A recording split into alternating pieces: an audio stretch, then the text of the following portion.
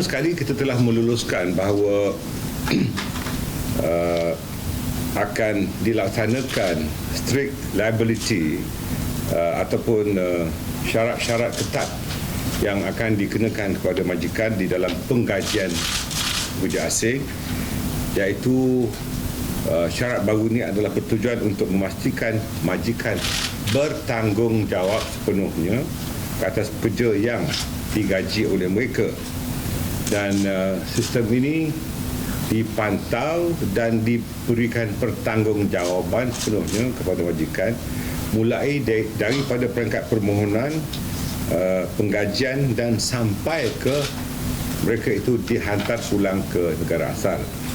Oleh yang demikian, dengan garis panduan dan syarat-syarat baru ini, ianya akan melibatkan aku janji antara majikan dengan pihak kerajaan.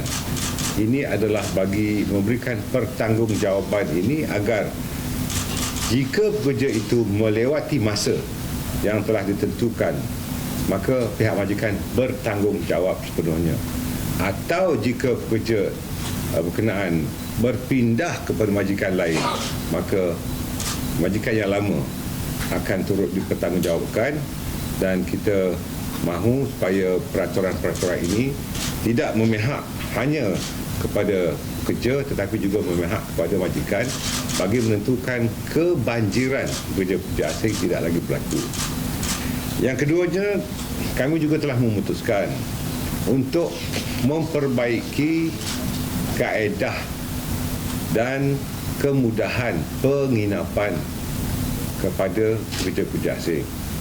Apa yang kami lakukan, syarat-syarat baru yang lebih terperinci bagi dikenakan pada majikan agar tahap minima kemanusiaan dapat diberikan pada pekerja-pekerja asing ini. Dan ini termasuknya pencegahan terhadap berlakunya masalah kebejatan sosial atau social illness dan juga masalah jenayah jika berlaku.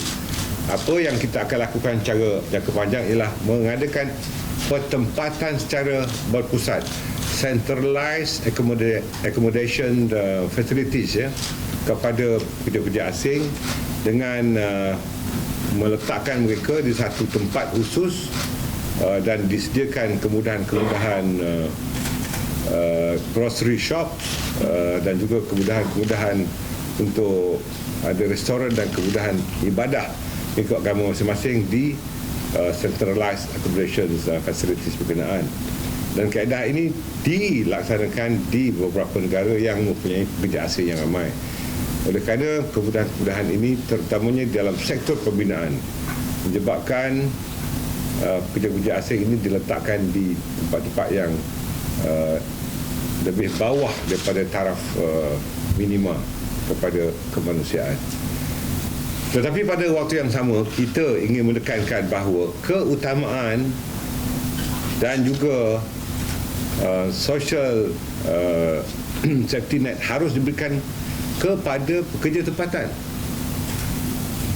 Dan Kementerian Sumber Manusia telah merancangkan dari jangka sederhana dan panjang bagi melatih pekerja-pekerja tempatan untuk menjadi pekerja separa mahir dan pekerja mahir. Dan suatu ketika nanti hanya mereka yang berada dalam sektor 3D, saya telah sebutkan bahawa dirty, dangerous and difficult, hanya bidang itu saja yang akan dicemuri oleh pekerja-pekerja asing, manakala pekerja tempatan akan diberikan dalam sektor semi-skilled and skilled workers. Di samping itu, kita juga telah memutuskan bahawa pengambilan pekerja-pekerja asing tidak lagi akan dibuat melalui ejen-ejen pekerja asing. Sebaliknya, mereka hendaklah memohon secara atas talian, online applications, dengan suatu sistem yang dipanggil sebagai single window system yang merupakan integrasi sistem yang sudah ada dan juga perisian daripada sistem baru agar terdapat synchronization dan integrasi kepada sistem yang sudah ada bagi memudahkan majikan memohon terus cara single window sistem ini melalui sistem permohonan atas talian.